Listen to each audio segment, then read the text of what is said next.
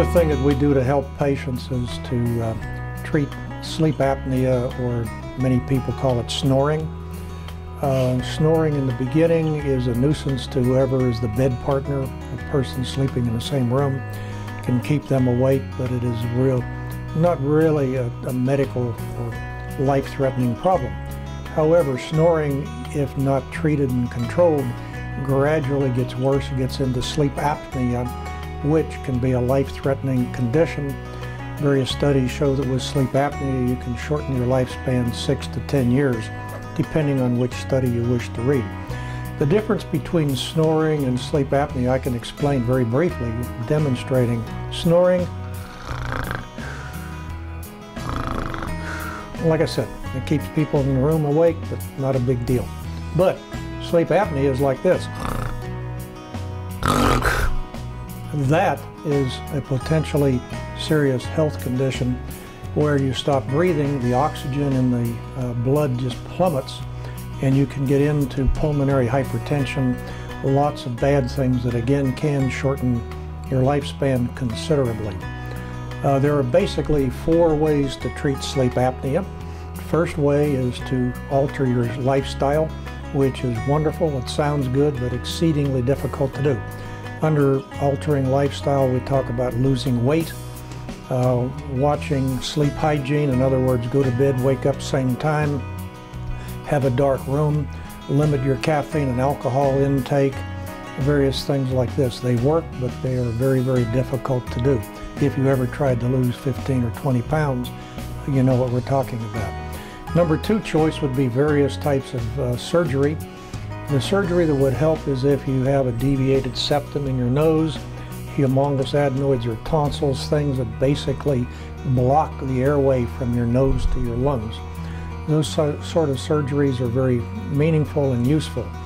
Other surgeries are of less value, and it would be better to consider option 3 and 4. Option 3 would be to have what's called a CPAP machine. This basically is prescribed by your medical doctor. It's a machine that fits over the nose and has a hose connected to a fan and basically blows air in so that it opens the airway and you can breathe properly in your sleep. It's a wonderful, life-changing thing. It can save a person's life, extend their lifestyle. The only problem with the CPAP machine is it tends to be cumbersome and bulky, and a lot of people after a year just quit using it. Number 4 procedure is a dental appliance. If any of you have ever taken a course in mouth-to-mouth resuscitation with the little mannequin called Annie, Resusci Annie, the first thing you do in learning how to do mouth-to-mouth resuscitation is to move the bottom jaw forwards. And the obvious reason for this is to open the airway so that mouth-to-mouth resuscitation will get air into the lungs. We'll take this from a mannequin, from somebody who's passed out in the public, to somebody who has sleep apnea and is snoring.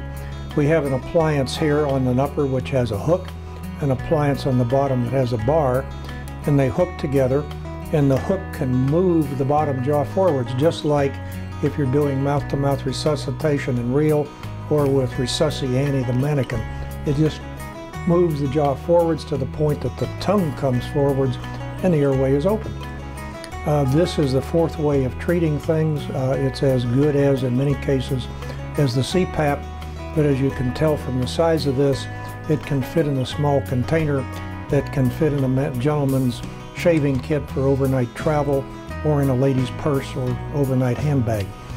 So anyway, that's the story, and if you feel, or if your sleeping partner feels that you have some of the signs and symptoms of sleep apnea, please feel free to call us, come in, and we can consult, we can evaluate things, get you on the right diagnostic road to see exactly whether you do have problems or not and what is the best solution for it.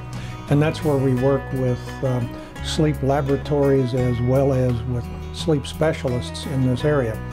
And if you'll notice somewhere else in our website, we talk about Doctor Alliance Group, otherwise known as DAG, that I belong to. We have some of their information on our website, and you could also get online independently and Google Doctor Alliance group to learn more about this problem and the fact that it truly needs to be treated one way or another. Just keep in mind there's 4 ways to treat it. In many, many cases, the dental appliance is the simplest and the easiest way to manage the problem. But each person is different, each problem is different, and that's why we recommend, if you're interested, to give us a call and we can start a good diagnostic procedure to see what is best for you.